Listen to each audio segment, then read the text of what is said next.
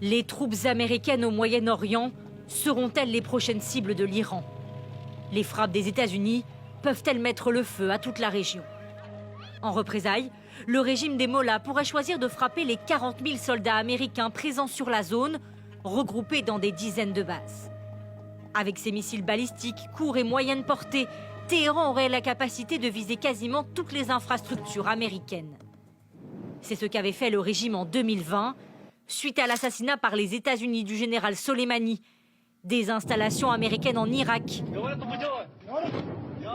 avaient été durement touchées par des tirs de missiles. Aujourd'hui, plusieurs bases françaises se trouvent aussi dans la région.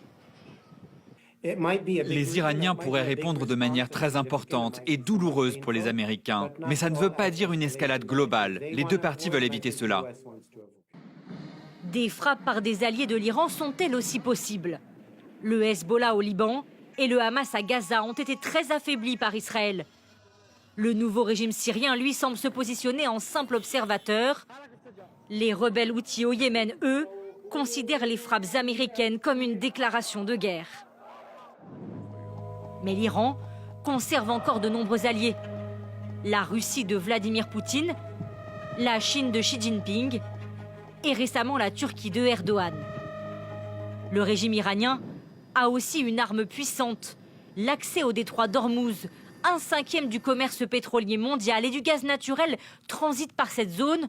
Une fermeture serait catastrophique. S'il venait à être bloqué, il n'y a pas de solution de plan B. C'est-à-dire que la solution, elle est ce que l'on a vu dans la crise avec les Russes, c'est une envolée des prix pour que la demande baisse.